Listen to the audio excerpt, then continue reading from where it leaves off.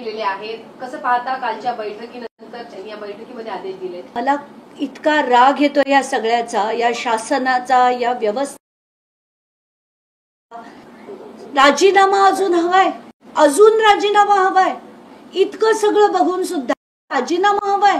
एक मंत्री अशा मंत्र्याला बडतर्फ का नाही करू?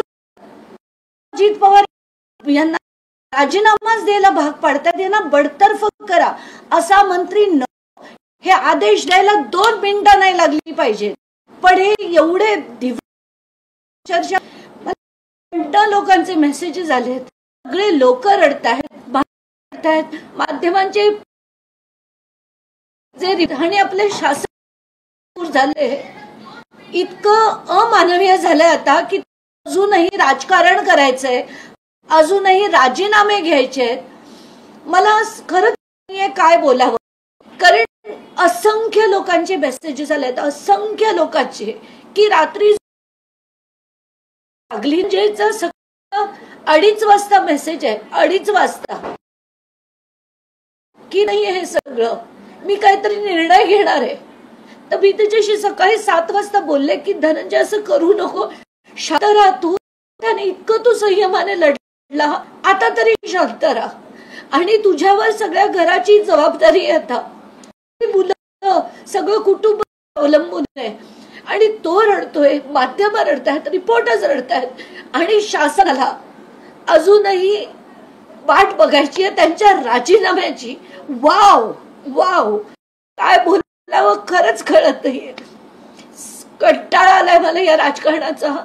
राग येतोय, वीट येतोय, चीड येतेय, सगळं होतंय. आणि मला असं वाटतंय की आता प्रेम, भावना, संवेदना सगळ्या संपल्या त्या राजकारणाच्या.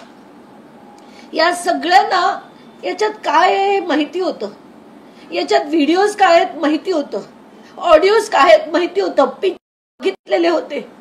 तरी एवढे दिवस त्या थर्ड क्लास कराडला, VIP ट्रीटमेंट त्या थर्ड क्लास कराडला, त्याला अजूनही स्पेशल चहा, जेवण, त्याला हातकड्या नाही का? का नाही मला खरंच कळत नाही.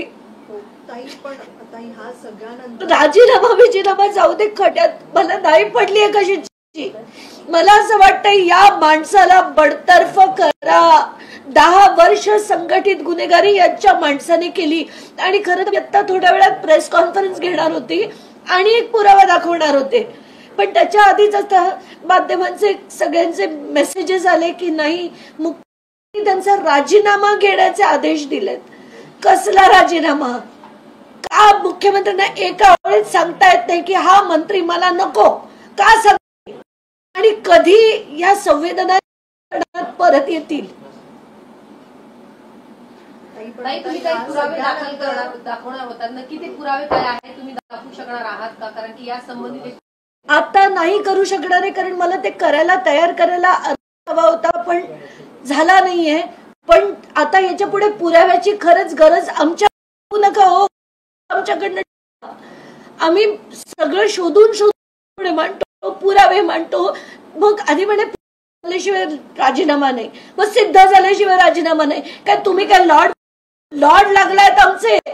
तुम्ही लोकप्रतिनिधी आहात, लोकप्रतिनिधींसारखे वागा. अजित पवार तुम्हाला सांगतायत, पुरावे दिलेत आणून, तरी सुद्धा तुम्हाला राजीनामे घेता येत नाहीत.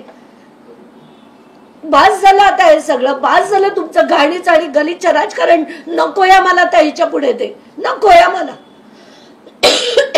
पण तुम्हाला काय वाटतं, काय यांचा राजीनामा घेत नसेल? काय एवढे महिने झाले, आज सगळे तसेच आहेत ना, सगळे तसेच आहेत. सगळ्यांना आपापल्या लोकांना वाचवायचंय. हे सगळे जण येणार, घाण करणार, पैसे काढणार, आपण बघत राहायचं सगळ्यांनी. वर काही बोलायचं पण नाही आहे ना. फोटो व्हायरल झाल्यानंतर आज मुख्यमंत्री सांगतात राजीनामा घ्यायला. एक्झॅक्टली. आणि मुख्यमंत्री जे गृहमंत्री पण आहेत त्यांना माहिती नव्हतं, CIDने त्यांना सांगितलं नसेल की असे सगळे व्हिडिओ आहेत, असे सगळे फोटो आहेत, सांगितलं नव्हतं. तरी तुम्हाला एवढा वेळ लागतोय राजीनामा घ्यायला. तरी त्या कराडचा CCTV बंद होता जेल मधला, तरी त्याला सगळी सरबराई त्याची होत होती. काय समजतं तुम्ही सामान्य माणसांना? समजता काय? हे शासन काय समजतं आम्हाला? आम्ही भिकारी आहोत, थर्ड क्लास लोक आहोत की आमचं चिडून कोणी गेलं तरी त्याच्यावर कोणी कारवाई नाही करणार? आज अधिवेशनात किती कंटाळा येतोय, राग येतोय मला सगळ्यांचा. दुसरा दिवस आहे आणि आज जरी ते मला नको राजीनाम्यावर प्रश्न. मला असं वाटतं या माणसाला द्या त्याला. बस, धन्यवाद. एक शेवटचा प्रश्न, जरी त्यांनी राजीनामा नाही दिला तर अंजली दमानिया भूमिका असेल. मी पूर्ण महाराष्ट्राला आवाहन करेन, यांचे चाललंय ना सो कॉल्ड अधिवेशन, ते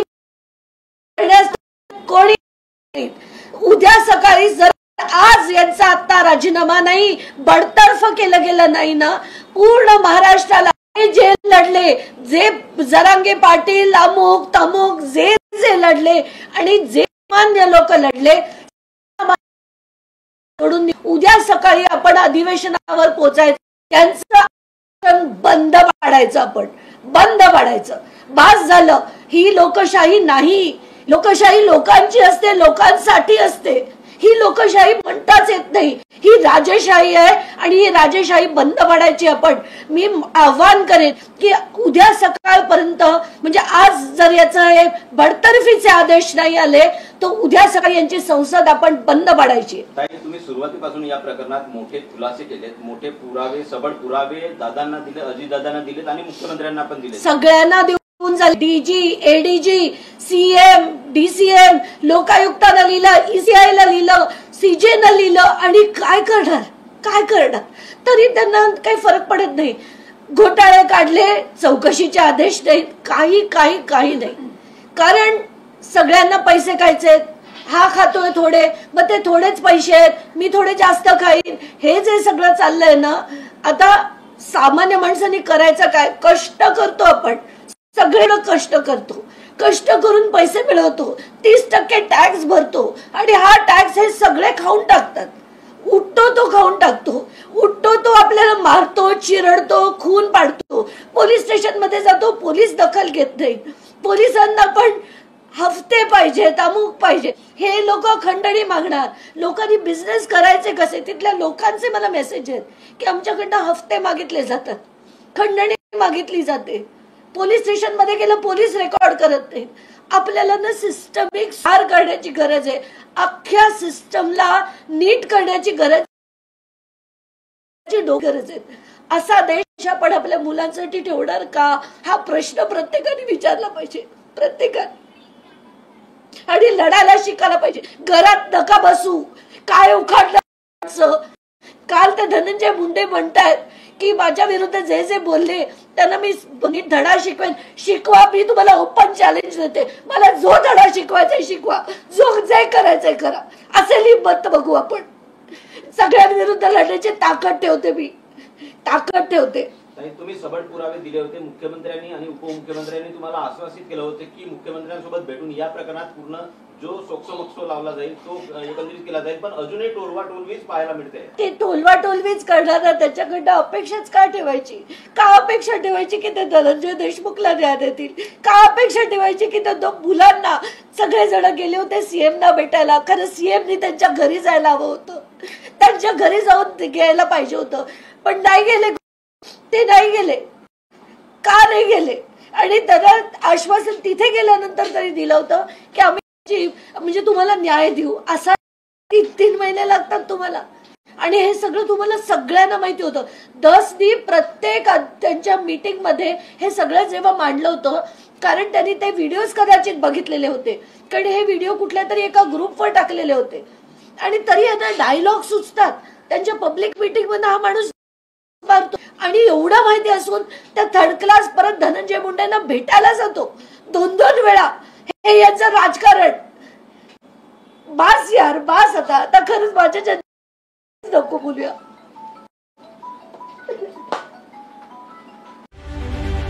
रत्नागिरी 24 न्यूज चॅनलला आताच सबस्क्राईब करा आणि शेअर करायला विसरू नका.